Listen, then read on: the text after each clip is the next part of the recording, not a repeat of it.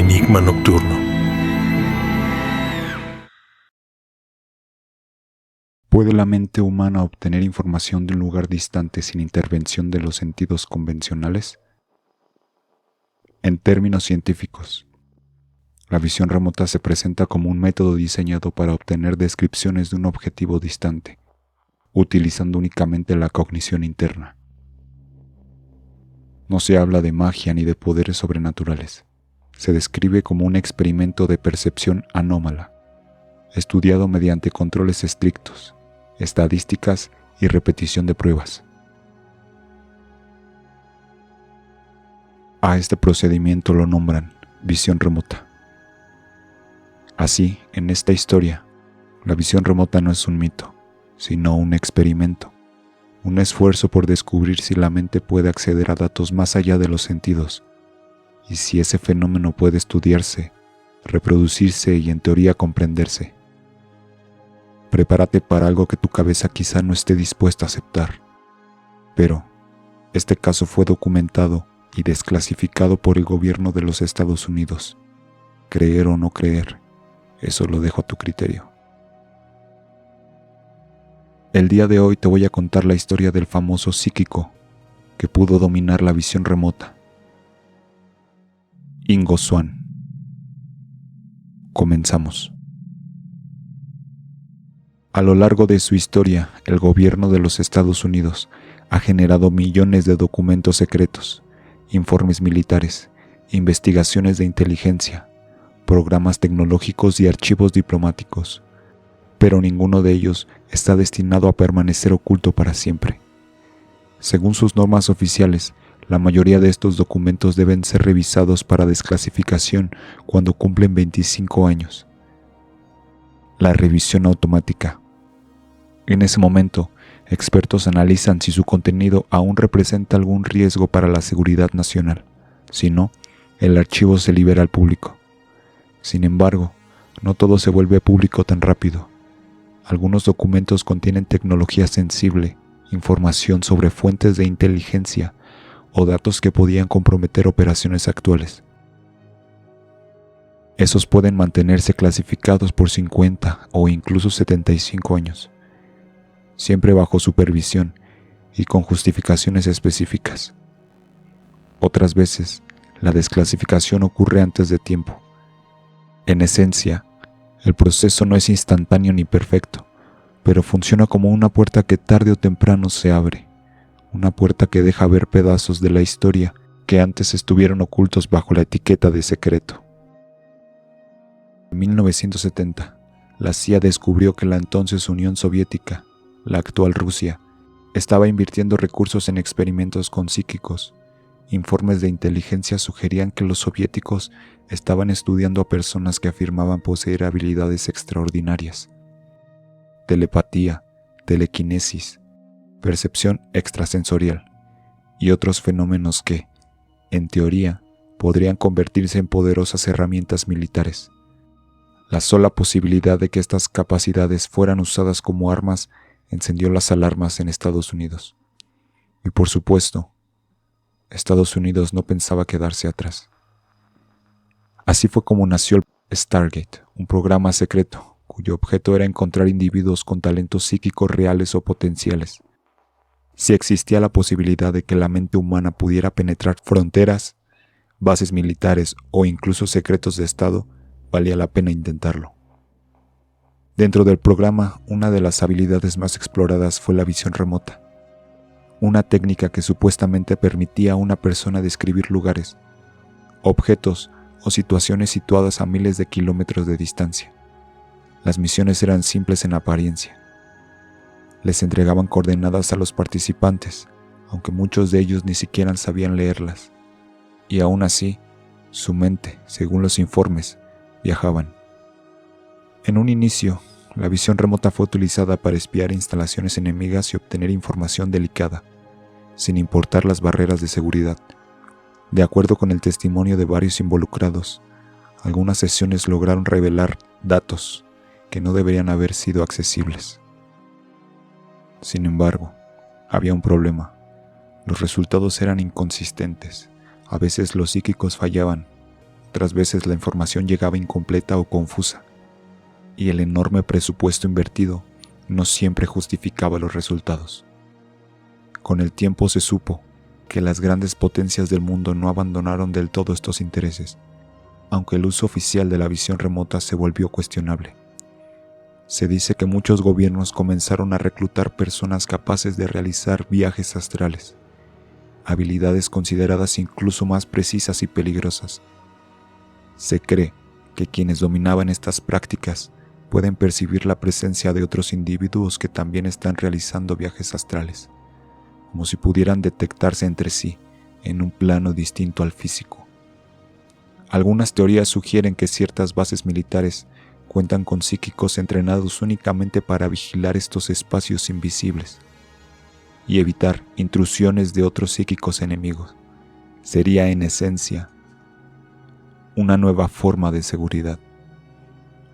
En medio de este escenario surgió una de las figuras más enigmáticas del proyecto, Ingo Swann, un psíquico estadounidense que propuso algo jamás intentado en ese entonces: realizar una visión remota del planeta Júpiter. Su propuesta marcaría uno de los episodios más extraños y fascinantes en la historia del espionaje psíquico. Júpiter. Era 1973, una noche silenciosa en el Stanford Research Institute. Los pasillos estaban casi vacíos. Dentro del laboratorio asignado al proyecto, un grupo de científicos ajustaba instrumentos mientras tomaba notas apresuradas. El ambiente era tenso, no por miedo, sino por expectativas. El Dr. Harold, uno de los principales investigadores del programa, revisaba papeles mientras se limpiaba los lentes con un pañuelo arrugado. Junto a él, Russell Targ, siempre sereno. ¿Estás seguro de que quieres intentar algo así hoy?, preguntó Putov. Si no lo hago yo, ¿quién lo hará?, respondió Swann, con una media sonrisa. Su tono era tranquilo, pero había algo en sus ojos, una mezcla de curiosidad y desafío. El experimento de esa noche era diferente. Ya no se trataba de describir objetos en un cajón o edificios al otro lado del país. Ahora querían ir más lejos, mucho más lejos. Ingo, intervino Targ, recuerda que no te diremos cuál es el objetivo. Solo queremos que describas lo que veas. Deja que la mente haga el trabajo. Ingo Swann asistió mientras tomaba su asiento. Cerró los ojos, respiró hondo. Después de varios segundos, Ingo habló. Estoy alejándome, pasando la atmósfera. Ya no siento gravedad. Los investigadores intercambiaron miradas, pero no lo interrumpieron. Voy más lejos de lo normal, continuó Ingo. Esto no es la Luna, no es Marte, es enorme. Ingo, ¿qué ves exactamente? Es un planeta gigante con nubes, torbellinos. Se mueve como un océano de gas. Siento vibraciones, demasiada energía. Targ anotaba cada palabra. Describe lo que veas. Bien, la atmósfera no es uniforme. Hay capas, muchas. Algunas son pesadas, otras más ligeras. Se mezclan como corrientes de un líquido denso. Hay colores, amarillos, naranjas, marrones. Todo gira, es violento, pero hermoso. Los científicos habían esperado algún tipo de descripción, pero no una tan detallada. Targ apuntó algo en su libreta y luego preguntó. ¿Puedes percibir algo más? ¿Algo característico? Hay una especie de arco, como una banda muy fina alrededor del planeta. ¿Un anillo?, preguntó Targ sorprendido. Sí, algo así. Delicado, casi transparente, pero ahí está. En 1973, ningún científico del mundo creía que Júpiter tuviera anillos. Esa idea simplemente no existía. La sala quedó en silencio por unos segundos. Continúa, por favor, pidió Targ. También veo luces como auroras. Son intensas, imponentes, como si el campo energético del planeta fuera enorme, mucho más fuerte que el de la Tierra. Los investigadores se quedaron inmóviles. Nadie quería cortar el flujo de información. Swan siguió hablando durante varios minutos, describiendo tormentas colosales, la sensación de presiones imposibles y fenómenos que parecían más propios de la ciencia ficción que de una lectura mental. Tras un rato, su respiración se volvió más pesada y lentamente abrió los ojos. ¿Terminó?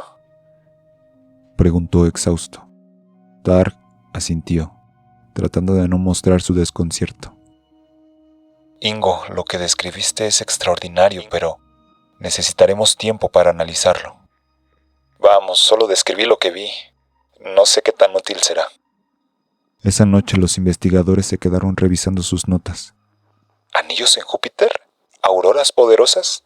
¿Una magnetosfera gigantesca? Todo sonaba imposible, y sin embargo, la claridad de Ingo no parecía casual. Lo sorprendente vino años después. En 1979, la sonda Voyager 1 llegó al gigante gaseoso, Júpiter, y lo que envió a la Tierra dejó a muchos boquiabiertos. Las fotografías confirmaron la existencia de un anillo tenue alrededor de Júpiter, exactamente como Swan lo había descrito. También se confirmó su enorme campo magnético, auroras intensas y la estructura compleja y violenta de su atmósfera. En retrospectiva, el experimento de aquella noche dejó más preguntas que respuestas. ¿Cómo pudo Swan ver algo que ni siquiera la ciencia conocía? ¿Coincidencia? Lo cierto es que su relato quedó registrado como uno de los episodios más intrigantes del proyecto Stargate. Un momento en el que la mente humana pareció cruzar un límite que la ciencia aún no puede explicar del todo. Ingo Swann viajó a Júpiter sin salir del planeta. Y así terminamos esta primera parte del enigma. Ingo Swann apenas había cruzado el umbral de lo imposible, revelando detalles de un mundo al que ningún ser humano había puesto un pie. Lo que vio, lo que sintió, lo que describió con una precisión que aún hoy desconcierta a científicos y escépticos. Que detrás de Júpiter, detrás de esas tormentas eternas y de esas estructuras que no deberían existir, se oculta un capítulo que el gobierno jamás quiso que conociéramos. Lo que viene en la parte 2 va a desafiar por completo lo que creemos saber sobre nuestro sistema solar. Si esta historia te atrapó, te invito a que te suscribas y actives la campanita. Así no te perderás los próximos episodios, donde revelaremos documentos y los eventos más impactantes del caso de Ingo Swann. Lo que viste y escuchaste hoy fue apenas la puerta abriéndose. Lo que viene cambiará tu forma de ver el universo. Esto fue Enigma Nocturno.